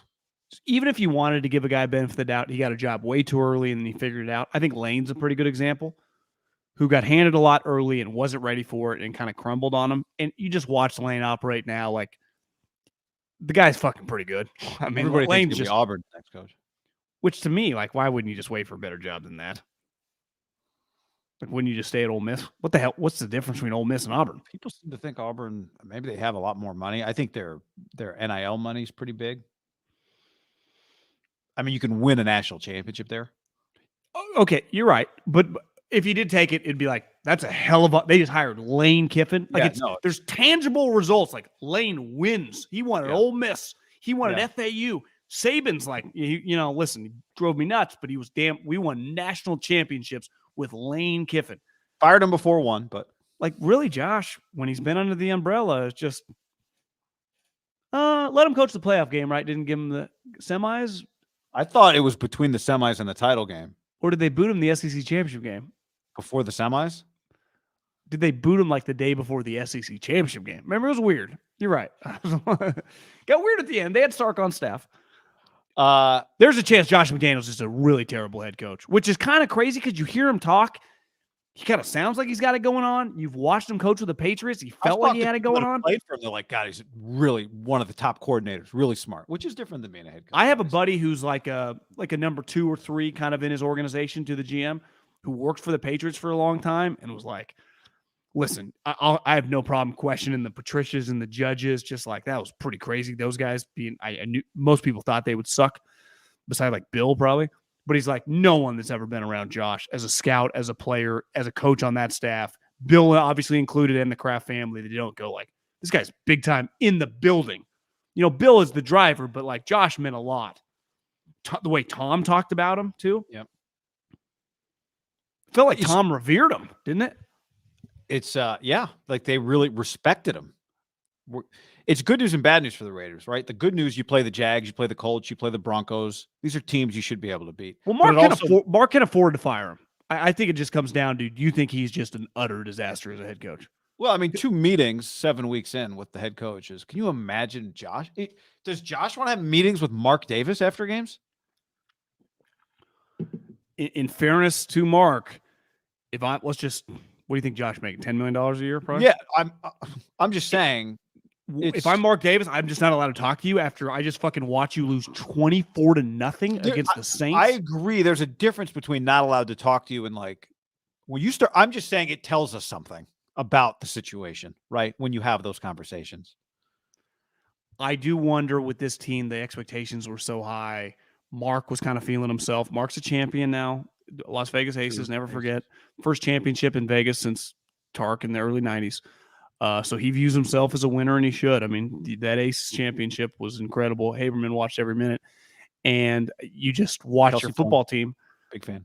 You watch your football team who won games last year. I mean, like, incredible games. Well, that is Week 18 game is an all-time win. That was one thing about The biggest Raider win guy, and what do you think? I mean, since the Gruden era, the first time that win on Sunday Night Football with everyone watching against the Chargers. Yeah, it's pretty freaking big. I mean, bigger than they had the Thanksgiving win was pretty big last year. Yeah, the Colts win. Remember on the road when the Thanksgiving win was like, you guys are dead. I said they're dead, right? They were not going to be a playoff team, and then they won that game. The Cowboys. Yeah.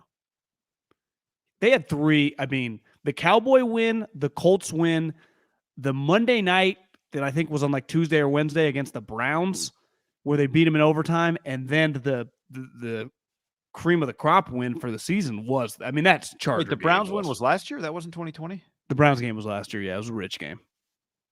Oh. That was one of the things that Shine made me cackle. I'd kind of forgotten. He's like, you just kicked Rich Bisaccia to the curb for this, which.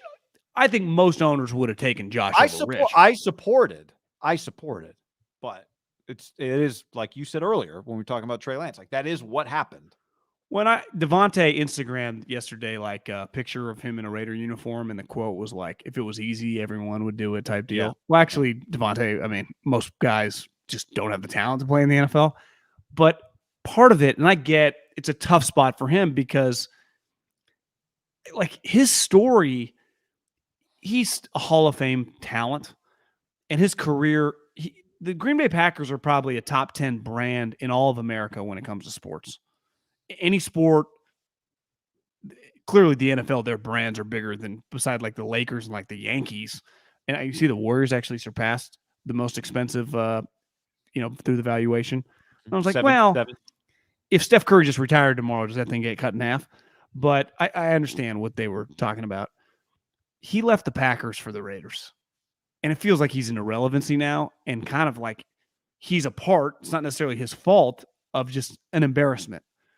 When the Packers are probably going to win like 8 games this year, and it's going to be the most disappointing thing that's ever happened to the franchise, right? Like you're part of the Raiders. Now, ultimately, like you're going to win 5 games and people are going to say you underachieved or whatever, but at the end of the day, you are the Raiders, and you've lost a shitload over our adult lives. Since we've been in high school, guy, they have consistently lost. When they've won, it's been outliers. They made the playoffs twice in 20 years. The Packers literally made the playoffs all the time, hosted playoff games. And he was easily he was the Robin, but it wasn't like you're playing Robin as some random Batman to like one of the great Batmans in NFL history and definitely one of the more famous players. Like he was a key cog with the brand, the winning, the success, the relevancy of the league.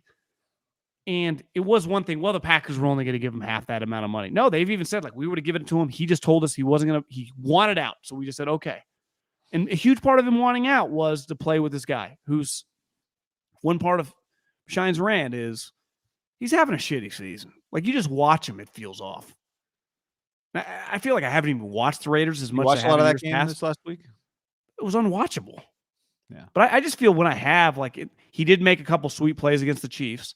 But I expect him, like, when the chips are on, to like he'll make some sweet plays. You get paid to like the Titans at 10 a.m., the Saints at 10 a.m. Like, Derek, you're making $40 million to throw 3 or 4 touchdowns against those bad boys, right? Like, I'm cool with you having a bad game against the Chiefs on the road on Monday Night Football. Like, that happens, whatever. But I need you to light up the Chiefs and the Titans, the Titans and the Saints. When I say light up, just like he was one of the better players on the field. Threw for 100 fucking yards. Like, that was... Didn't cross midfield. Part of the deal, too, with Josh and him is just, it ain't working out. Like, their cohesion is just off. When Derek last year was kind of swaggy, right? was just playing at a high It was level. them against the world. Like, the difference is this year they've come in with a lot of expectations, right? Because of Devontae, because of Josh, because of last year's finish. Last year, nobody expected anything. Like, they had the Gruden thing, none of their faults. The Ruggs thing, right? Just like a tragedy and a disaster. So it was kind of a house money season. This is not a house money season for them. This is a very high expectation season, and they are not answering the bell. Well, think about this. The Waller situation is a good example. Waller is the type guy that Belichick, if he inherited the team, the guy had been kind of MIA for the previous year that he wasn't a part of, and then he wants a ton of money. It would have felt like, nah, bro, you're out. And the Patriot guys, tough spot because he is a talented player. If you would have said, well, how do you think they handled the Waller situation? I'd be like, well, I wouldn't be totally shocked if they flipped him. Especially if they get like a 2 and a 2, and then the following year's 3, because they need to recoup some draft assets because they made this Devontae trade. Instead, they paid him. And you can't tell me that him and I forget the GM's name, the other dude, Ziegler. Yeah. Do you imagine that that's one of their big regrets so far this season?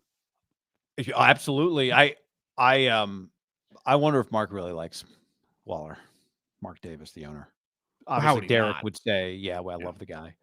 But I wonder if Mark was like, you got to keep this. We are keeping this guy. Partly because it's an easy guy to keep, and that at the end of the day, you know how much guaranteed money he got? Like $20 million. Oh, I know, but that would have been, to me, it's more about the draft assets. I'm just saying that'd be an easy one for Mark to say, oh, I'm keeping this guy. We love him. His story's great. He's a fantastic player. He's one of us. He came of age as a Raider. Gruden found him, and he's actually not that expensive to keep, right? To me, it's more about like when you just think Patriot guys, the proper move would have been to, especially if you like 2-2s or something, right. Who knows? You got Devontae. Yeah, I agree. I totally agree with you. I'm just saying, like, it wouldn't surprise me if maybe my point is it's possible they wanted to do that and Mark wouldn't let them. I'm just making up a theory. I would understand if Mark Davis really loved him and very believable. I'm not even criticizing him for that, but I would criticize you if it turned out that your football people wanted to do something. What's weird though, Guy, is like he has a huge season in 90 catches. The following year, this is as good of a year as a tight end, not named like Kelsey or Tony Gonzalez, is ever going to have. 107 catches, 9 touchdowns. Like, that's an elite season for a tight end. Since then, it's just 11 games last year, obviously was not contributing at the level in which he was banged up. And then this year's been an utter disaster. And this year he's the most expensive he's ever been. Because part of those early years, right, is they had him on that incredible deal. Remember, like, once he kind of popped, they gave him like the super, like, 3-year, $12 million. It was stupid, And so I don't blame Waller for going, well, it's my time now. I don't either. Of course. I just think that one is blown up in their face. Majorly. DraftKings Sportsbook says that since Sunday, the Niners have been the most bet team to win the Super Bowl at plus 1,300.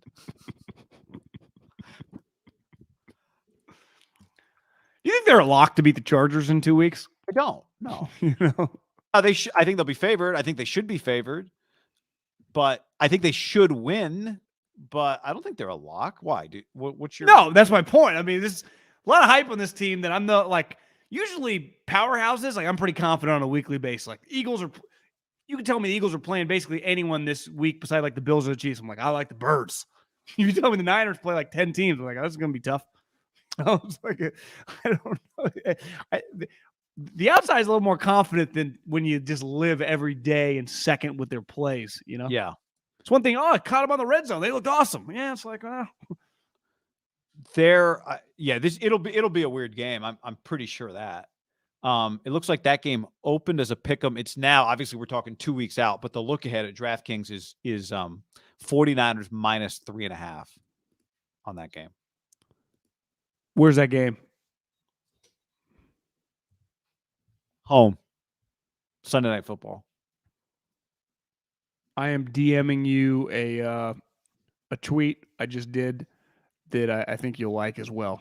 It's news to me. I guess it was just tweeted while we were on.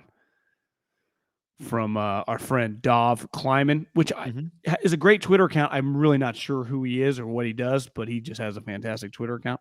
Yeah. Dove. I think it's Dove. He worked for the NFL, you think? You know, it's funny. I've interacted with him, DM'd with him before. And he's been cool. I was actually wondering today, like, I wonder what Dove, like, if I ran into Dove, would I know? Here we go.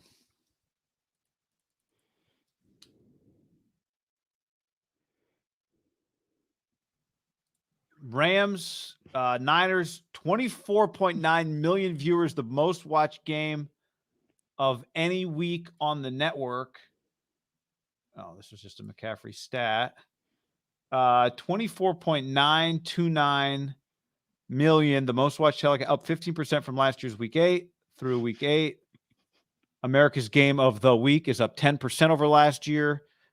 Over last year's season average to date, 23.2 million. Wow. That's more people than that watched the national championship game, basically.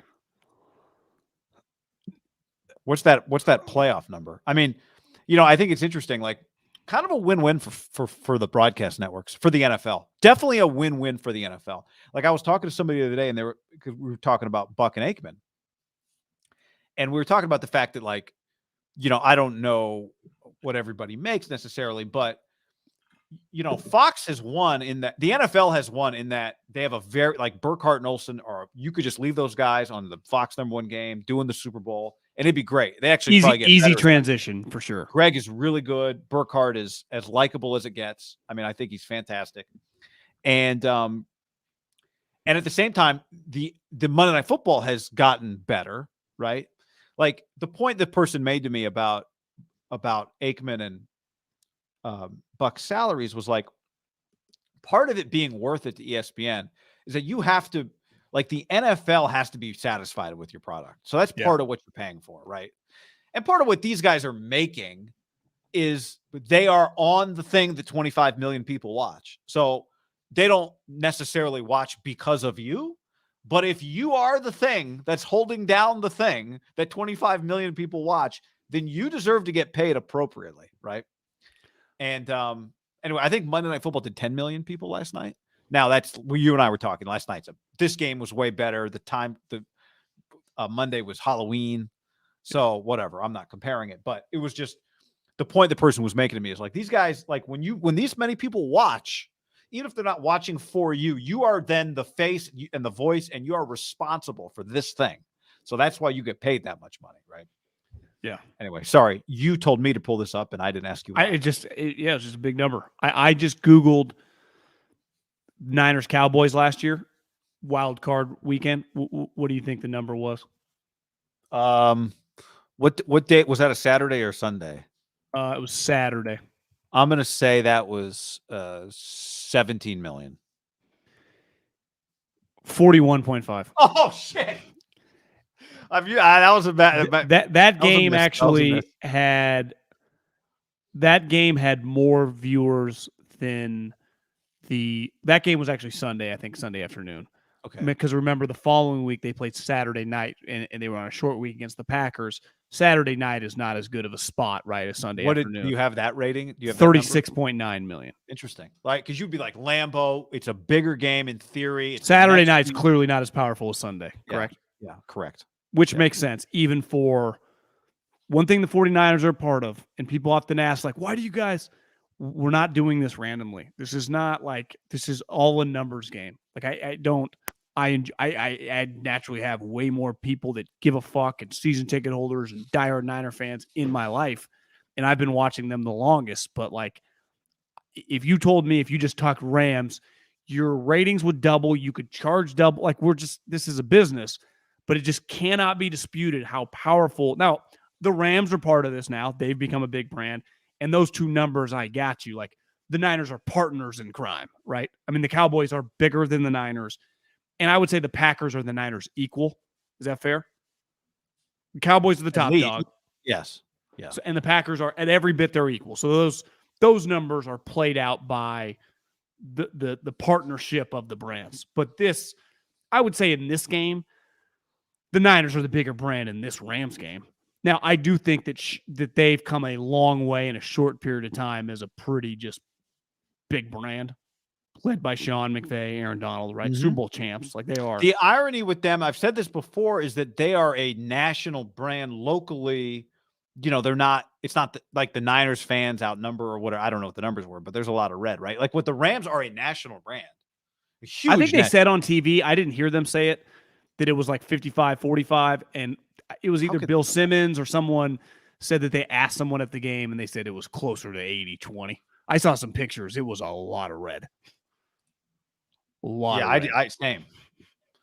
So, but ultimately, like the Rams are a huge NFL brand, but they like are higher in the NFL hierarchy. Well, I shouldn't say that. They're not than they are in the NFL in the LA hierarchy. That's probably not true, but anyway, they're kind of a unique team. Well, they're not a top 2 team in LA, right? That'd be the Dodgers and the Lakers in some order, depending on who's winning. I would think so. I mean, I'm not an LA market expert, but that's what everyone's always said. I think the Rams are pretty unique in that they're not a new brand necessarily, but they've just become so cool, so fast, so big. I'm not an LA expert either, but having lived in California long enough, and the Fresno market's a big Laker market. If you told me the Lakers right now were the equivalent of what the Dodgers are, so basically like just like the Milwaukee Bucks or something, they would be enormous. Like there was no topping that. And obviously the Dodgers are fucking massive. It's hard for the Rams to equal that. And listen, I'm not saying USC football is the Rams. It's just different. If they become some Alabama, Georgia, Ohio State consistent power again, they are massive, right? Because they feel like an NFL brand down there. Yeah. And Lincoln, you can already kind of feel it a little bit, but they got to get a little bit, Pete had them in a whole different universe than even Lincoln does right now, right? Yeah, making your home game sweet is part of it. Like it is making it an event, I think, is part of it too. Right. Because that's what Lakers and Dodger games are. It's like, well, look who's sitting behind home plate. Look who's courtside. Like that is and just in theory, the Rams should be that too. Like that's a cool thing to go to. It's an easy thing to go to. I think they have that because when I watch a Rams game, whether the Niners are playing them or not, they do get a lot of celebrities and famous people to go. I do wonder if a lot more of them go just because like, hey, our agency, why wouldn't you? Sunday, it's cool. The stadium is incredible. It really is. Oh, yeah. But also when they don't play the Niners, there's plenty of people there, right? They're selling out or close to selling out. I think a lot of people care about the Rams. The Niners are a part, guy, of just some numbers going back to the Harbaugh era. Over the decade when the NFL has taken off like a rocket ship and separated from the other leagues, they have been a partner in crime. Like, I don't think the difference between USC and Auburn, let's say, is that Auburn has way more people that are interested in the score. I think the difference is that Auburn has way more people that are interested in your recruiting class. And although USC might be a bad example because I think a lot of people care about SC, but my point is the volume of hardcore fans. It's not about how many casual fans you have. It's about how many hardcore fans. How many fans do you have that will travel and pay $500 for a hotel room and $600 for tickets? How many of those fans do you have, right? And the Cowboys have a ton of them. And the Eagles have a ton of them. And the Niners have a ton of them. The Packers have a ton of them, right? The hardcore fans is how you fill 100,000-seat college football stadiums. I played golf I met this guy who played football at Kent State. He was a slot receiver, and then he ended up being in the Marines. And his girlfriend, my girlfriend, sold them a house. And he likes playing golf, and he invited me last week to go play golf. Well, his buddy, he's from Ohio, played at Kent State. His buddy was the starting center for the University of Illinois from like 2013 to 2017. I didn't find out till like the 7th hole. We started talking. You just meet a guy 6'10", you just assumed he was tall. Starting center, Illinois. And we just, Ohio State was about to kick off because we teed off at like 6:30 in the morning, and they were the 9 o'clock game. And they had both kind of mentioned, like, what time's the Ohio State game? What time's the Ohio State game? Like, turn on the Ohio State game on our phone. One guy played at Kent State, a football guy. The other guy, Illinois starting center, he's like, I never liked our football team. I watched Ohio State games. And because you grow up in Ohio State, and they just know so much about the team. Yeah. And it's just a way of life, like for some of these people. I think college specifically, like when you grow up rooting for Ohio State when you live in Ohio, when you grow up rooting for Alabama when you live in Alabama, when you grow up in Northern California and you root for the 49ers, it's really not that different. Like they do not miss a game. right? I don't miss a game. I know a lot about their draft picks and their random backups. They know about the freshmen. They're like, yeah, we got this one guy, back in the day, Braxton Miller. He was like, Braxton Miller was a senior in high school. Only guy I've ever met, threw a party at a 21 and over club, invited everybody. It was like he was throwing a party as an 18-year-old at a fucking club where you had to be 21 to get in, because he was going to Ohio State, but he was there. I assume they let him in. He went. Yeah. He had some good Zeke stories, but his point is, like, when you're big, like at Ohio State, there's always winning. Like at Illinois, we would get in trouble. Like our guys on our team that would screw around, right? Like Kendrick Nunn would get in trouble, but if we were in the top 10, he would be untouchable. Like at Ohio State, those guys, Joey Bosa and Zeke, were getting in the same trouble as some of the guys like on our football or basketball team, but we're not winning. They are winning. No one gives a fuck. Right. And he's like, I can't even imagine now Illinois' football team is good. And you could just go around the country, like Lendale White telling those stories. Lendale White ain't telling that story if USC he's playing for Clay Helton, right? But he's an untouchable guy because the team shot like a rocket ship. And the NFL, like, is no different. These shitty teams, like guys getting cut, guys getting in trouble. It's happened on the good teams, but no, it's not that big a deal, It's just a different way of life. And now the 49ers, what's crazy about the 49ers, though, is like this year specifically, like they were 3-4 going into that game, Well, what's funny? My dad texted me the other day. He's like, man, Niners giving you guys a ton. And I was like, well, I'd rather, like it wasn't always so dramatic. Like Trey Lance was just but he's not wrong. Like it's been a pretty wild. They did add Christian McCaffrey. Oh, I know. That's what I took a step back. I was like, when you watch him run out, it's still pretty crazy to see like a photo of him. Well, for example, like if you just said, hey, for the same price, you could get Brian Burns, I'd be like, well, from a football standpoint, I think you'd be better off, smarter to have another pass rusher. From my business standpoint and the entertainment standpoint of the consumer, it's impossible to top Christian McCaffrey of the guys that would be available, right? Like, could I get Devontae Adams? The list of guys is going to start at like guys scoring touchdowns, right? So could Justin Jefferson on the block? But even Christian is just uniquely famous. Also, he played at Stanford. He was an awesome player at Stanford. He's the football family. A couple weeks ago, Kyle idolized his dad. One of the greatest fantasy football seasons of all time, probably a couple years ago, right? He is extremely famous for a variety of reasons. His breakout game, to be on the list of two other guys, and it's Walter Payton on LT, like that's how his kind of career really started for the 49ers, is pretty nuts. Well, somebody asked me, and I saw our guy Akash tweet that you're not allowed to change your number during the season. But somebody asked me, now that Jeff Wilson Jr. is gone and 22 is available, if McCaffrey could change to 22, should he? And my response was, if you are 1% superstitious, and athletes are more than 1% superstitious, you don't change to 22 after you have a career day. You can't change your number when you get traded unless someone else is having your number. But Christian already changed his number to 23. His number is 23 on the Niners. Oh, you're saying you can't flip it back? Yeah. Go to 22 this week because they start selling those jerseys, right? Right. But if you have a historic day in 23, like if you make your major league debut and they're like, hey man, welcome, it's June, all we got for you is 67. You're like, well, shit, 67, I guess that's my number. Like we called you up, go pitch, and you go throw a no-hitter, and then you start your month is just incredible, strikeouts and that sub-2 ERA, and they're like, we're keeping you. Can you switch to like 22, or you got to stick in 67? Not for that. You got to stick in 67. Agreement there. So anyway, on that note, sometimes I wonder, like, what do other people do on Sunday afternoons when the NFL is going on? Like people that don't watch football on Saturday too. Like, what are they? Are they reading a lot of books? Or I had a buddy text me today. I got this new mulcher. Got a bunch of leaves. Sent me a pack with mulch and some leaves. I think that's probably on the. You probably don't watch 8 hours of football with 3 screens. You know what I mean? Like you catch a game, but you're not like. You watch what's on when you're home, but you're not like, babe, can't do X, Y, Z.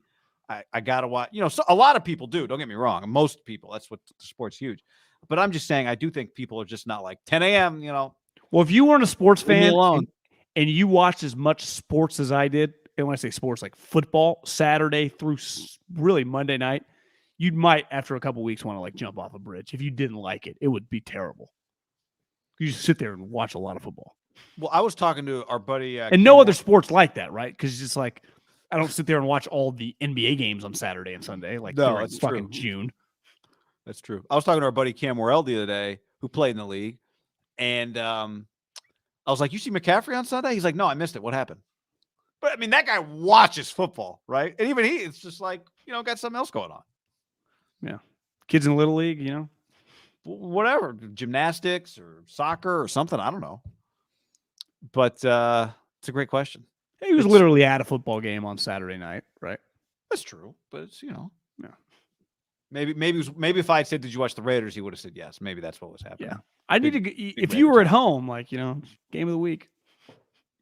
I know 25 million other people watching. Now, if you did get up early to watch the Raiders, you might just be like, "I got to get outside." Could have been on a walk, very, very long walk. Happy trails to Steve Nash, John. Out. Somebody just tweeted me, "Do you guys talk basketball?" I'll say this quickly. Did you see any Dwight Howard's interview with Shannon Sharp? I think it's the Shay Shay show. No, I didn't. I saw Andy Liu retweeted on my timeline. Like 2 minutes, he talked about why the Warriors should sign him. Like, I can help Wiseman. Wiseman's going to be great. I could set screens. Steph gets open now off screens. He's going to get so open if I set screens. Me and Draymond in the pick and roll, unstoppable. I was like, Draymond would throw a pretty good like high lob to Dwight. And then at the very end, he's a huge above the rim guy at this stage. Dwight, though, yeah, but he's still long. I mean, even. Yeah. But you're right, not like he once was. You come year 19. He wants year 19. At the very end, he goes, I just want to go out on top and get the parade like I deserve. And he had me. I was in for like a minute and 50 seconds when he was coming to help. And then at the end, he was basically like, "I'm just trying to ride some coattails to a parade like I deserve." And I was like, "Oh." Now, maybe he was kidding. They cut it right there. Maybe he chuckled afterwards, but I thought that was a great line. I want to go out on top and get the parade like I deserve. Listen, they won the championship last year, and I follow a lot of like Warriors Twitter. I just come on, guys. Like, you can't get angry over a back-to-back losses to Hornets and Detroit. Like, yeah, are they better than those guys? You think, honestly, these guys give a shit on those two games in late October? I would understand, like, hey, man, this is the difference between a 2nd and 3 seed, get some home games, and this is March. Then you can get up in arms. Yeah, I just have a hard time. Like, the Lakers suck. Because I saw ESPN put out a thing the other day of, like, some bad records in the NBA. The Nets were 1-5. The Lakers were 1-5. The Warriors were 3-4.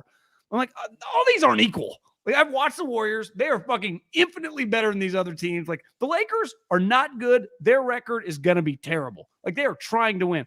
You can't tell me the Warriors gave a shit. I didn't watch 1 second of the Detroit game, but it doesn't matter. They worried about they will try. I swear to God, if we got to go to Memphis game 7, like, are they that stressed about it? Well, but you can influence that more as the season goes on. Right. Right. You just kind of play. I don't know how you think of it really, but I'm sure someone's run the numbers. You play like whatever, 80% of the last year. They won this. They were the 3 seed, weren't they? Because they were the 3 seed. But to me, it's like you run it. It's like I don't know how track people, like, if you were to run, what's 4 laps? Is that 800 meters? No, it's 4 laps of the mile. 800 meters is 2. Hey, we're not track guy. No, are you a track guy? No, I just know the math. So, wait, so 100 meters is one time around the track. 100 meters is the stretch. Oh, it's the stretch. Got it. Yeah. 400 is 1 lap. 400 is 1 lap. Okay. 1 lap. Yeah. So if you ran whatever the 1600 meter, is that a thing? Is that a thing that happens? I just think it's just the mile. Yeah. The mile. Okay. So if you run the mile, which we all ran in 9th grade, I ran. I'd hide behind a There's tree. A little berm. Yeah. I went up about lap 3. I remember reading you read Phil Knight's book. It might be number 1 on the Ham book recommendation, Shoe Dog. It's high on my list. It's good. One of the things about Steve Prefontaine that Phil Knight writes about is that he didn't really pace himself. He ran from the beginning, just ran as hard as he could. But that's not how most people run. Most people, you run the thing, you run like 3 laps and then a half, and then you kind of see where you are, and then you empty the tank. Like, to me, that's kind of how an NBA season is. You just kind of, you run the laps, you look around, where are we? All right, let's go. You know? But that was the thing about Prefontaine, is he just ran his ass off from the jump. Anyway. One team that maybe is because they did, well, like, I understand, like, if you told me the Bucks win 70 games this year, because they're just like, they won it 2 years ago, they lost last year, they're out for blood, like, they're 6-0. If you tell me that you look up and they're like 25-4 and they're just giving a shit, I can believe that, right? They're out to like, we're champions.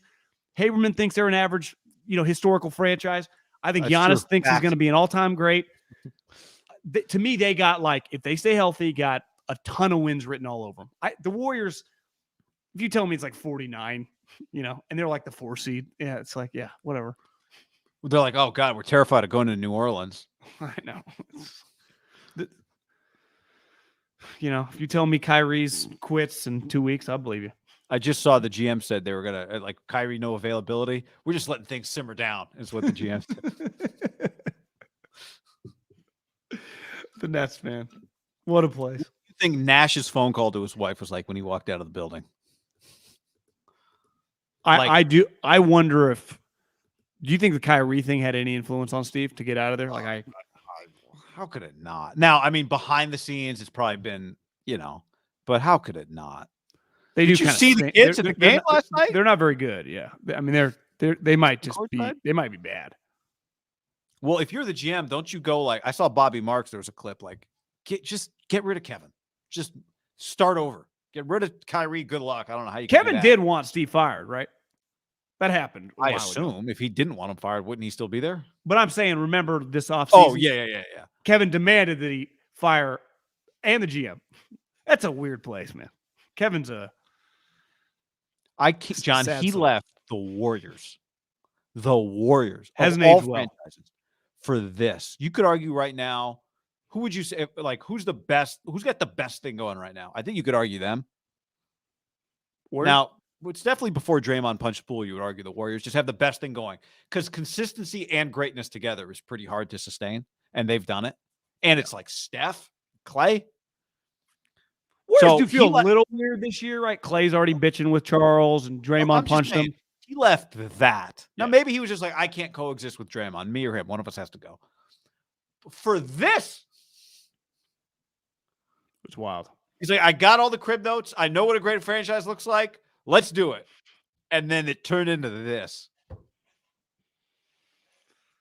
That's an all-time career. Like, he could have just, I'm not saying just stay there if you hate it, whatever you want to do, but he could have won, like, I don't know, 3 championships, multiple MVPs. He was the center of it all. He was the star, not Steph. You know, too, the other thing is, like, a little sneaky older than you think. Like, he's, be 35. 32. I guess he just turned 34, but, like, he's been injured a bunch of times. Like, it's not like he's 30, I mean, it's like Jerry said, you just, clock's ticking. It's like MIDDLEKAUFF said about the 5th-year option for a first round. Well, it's true. The clock is ticking. Clock is ticking. All right. Now we good? Thanks for hanging, everybody. Later.